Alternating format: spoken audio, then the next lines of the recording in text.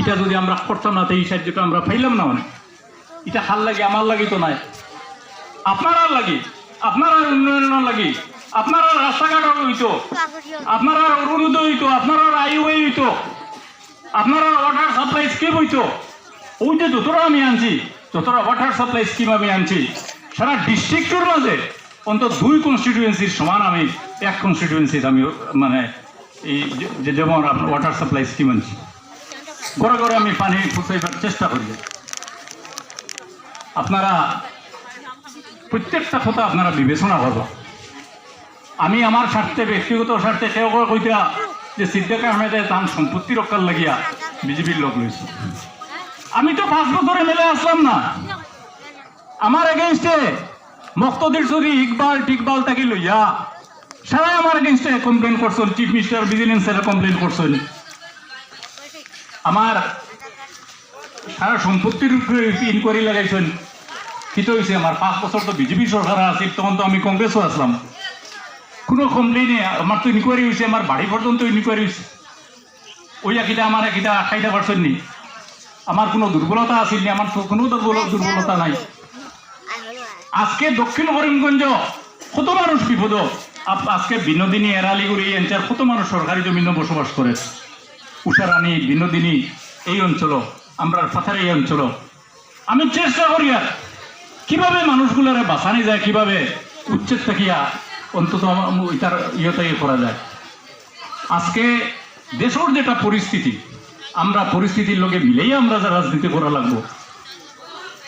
আমি প্রত্যেকটা পূজা মণ্ডপ আমি এইবার রোজিয়ার সময় আমি ঘুরছি, আমরা পূজার মণ্ডপে মণ্ডপে, খালি আজকে নাই, যেদিন থেকে আমি এমএলএ হয়েছি ওদিন থেকে আমার কাছে কোনোদিন কোনো হিন্দু মুসলমানের রাজনীতি আমি করছি না। আমি জানি যে আমরা প্রত্যেক সমাজও একটা কথা আছে যে ধর্ম যার যার, আমি আমার ধর্ম আমি পালন করতাম, উৎসব সবার। একটা উৎসব যদি হয়, হিন্দু মানুষে তার পূজা করে, আমরা প্রত্যেকটার যদি একে অন্য যদি সহযোগিতা করি, আমরা মাঝে কোনো থাকতো না, আমরার মাঝে কোনো বাস বিচার থাকতো না। হিন্দু মানুষে আমরা যারা সাহায্য করবো, মুসলমানে ওরা সাহায্য করবো। আজকে এই কথাগুলা আপনার বিবেচনা করো বা প্রত্যেকটা আমরা নবী রাসূল সাল্লাল্লাহু আলাইহি সাল্লামে কইছেন যে পরিস্থিতি বিবেচনা করিয়া রাজনীতি করিও, সবার লোকে সমান ব্যবহার রাখিও। আমরা এটা রাখি আর এই চিন্তা লইয়া আমি প্রথমবার যখন এমএলএ হয়েছি, আপনারা জানেন মুক্তদির চৌধুরীর 2.5 বার লাগিয়া কত মানুষে, হিন্দু মানুষে আমার 1 সেটিয়ে ভোট দিচ্ছে। এর বাদে আস্তে আস্তে এটা বহুত চেঞ্জ হয়েছে। আজকে আমি তো ওই যে পূজা মণ্ডপে মণ্ডপে ঘুরছি, আমি দেখছি প্রত্যেক মানুষে, হিন্দু মানুষে কইছে আপনি এজিপিতে কি আন্তরানি। আমি এজিপিতে সিদ্ধান্ত লইছি সামনেবার এজিপিতে খেলতাম। কেন খেলতাম? ও কারণে দক্ষিণ করিমগঞ্জের উন্নয়নের স্বার্থে সরকার বিজেপির 160টা 126টা অ্যাসেম্বলি সিট আছে না নিয়ে সারা আসামও, 160টা হইল কি হিন্দু মেজরিটি, 50 থেকে 60,000 তলে নাই উপরে সারা 160টা সিটের মধ্যে আপনারা দেখবা সারা হিন্দু মানুষের 22টা মুসলমান মেজরিটি, 22টার মধ্যে কংগ্রেসের কিতা 22টা পাইলিব নি, অন্তত 5-7টা বিভিন্নভাবে যাইব। গতিকে কংগ্রেস গভর্নমেন্ট হওয়ার কোনো সম্ভাবনাই, সরকার হইতে কয়টা সিট লাগে? 64টা। 22টা সিটের মধ্যে যদি আমরা 15টা কি 16টা যদি আমরা কংগ্রেসের দেই মুসলমান সিট, আমি ধরলাম হিন্দুর থাকি 10টা 12টা 15টা 20টা পাইলা কটা হইব? 20টাও যদি পাইনি হিন্দু এরিয়ার থাকি, তে সিট কতটা হইব? 32টা। সরকার গঠন হইতে কতটা লাগে? 64টা। আবার বিজেপি সরকার, আমরা খালি কইছি দিল্লিতে আর কংগ্রেস বিগত সময় আমি কইছি না বিজেপি আর। আজকে বড় বড় যেটা স্টেট, সব স্টেটও দেখবা বিজেপির সরকার। ও গতদিন বড়োল্যান্ডও ভোট হইল, কংগ্রেসে 1টা সিট পাইছিল, একটাও পাইছে না, খালি পাইছে না নাই 2 নম্বর স্থানও যেতে পারছে না। তার মানে আসামের মানুষ চেঞ্জ হয়ে গেছে। গতিকে আমরা পরিস্থিতি বিবেচনা করিয়া রাজনীতি করি আর আপনার স্বার্থে, দক্ষিণ করিমগঞ্জের উন্নয়নের স্বার্থে আমি আমার বক্তব্য লম্বা করিয়ার না, সন্ধ্যা হয়ে যাক। গতিকে আপনারা সবরে একটা জিনিস অনুরোধ করিয়া, সামনের যেটা ভোট আইব আমরা সবে মিলিয়ে একটা টিম হিসাবে দক্ষিণ করিমগঞ্জের কিলা বাঁচানি যায়, দক্ষিণ করিমগঞ্জের কিলা উন্নয়ন করা যায়, এর লাগে চিন্তা করিয়া আমরা অন্তত মুখ্যমন্ত্রীর লোকে থাকাবালা এজিপির ও কারণে খেলার সিদ্ধান্ত লইছি। এজিপিতে কি শহীদুল আলম চৌধুরী বারবার এমএলএ হয়েছেন, মন্ত্রী হয়েছেন, মায়া মিয়া 2 বার এমএলএ হয়েছেন, মানুষের তো এজিপির ভোট দিচ্ছে।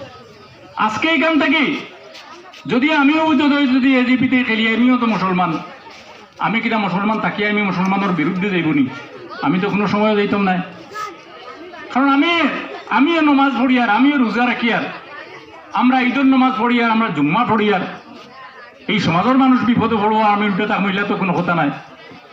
গতিকে আপনারা সবে চিন্তা করবা যে কিভাবে আমরা অন্তত সমষ্টির এরিয়ার উন্নয়নের লাগি এখন দল বল চিন্তা করিয়া মানুষ দেখা লাগবো, প্রত্যেকটা কথা চিন্তা করিয়া আপনারা ভবিষ্যতের রাজনীতির কথা চিন্তা করিয়া আমরা সবে একলগে থাকতাম।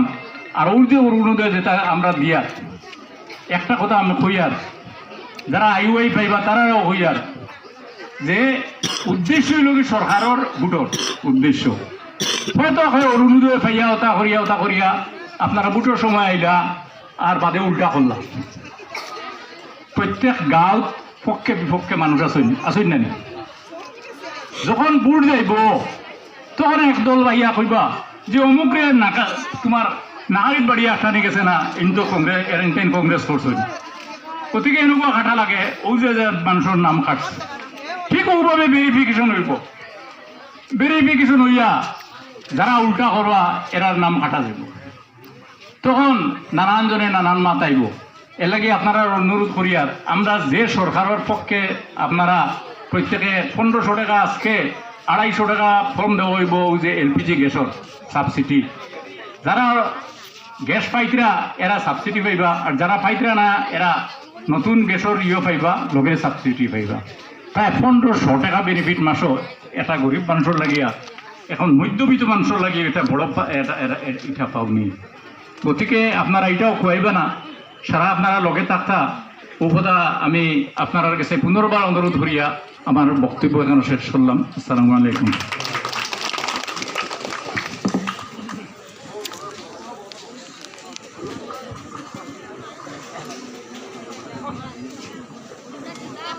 এবারে আমি অনুরোধ করব মিনারা বেগম, হিতাধিকারী নাম্বার 1 1 নম্বর।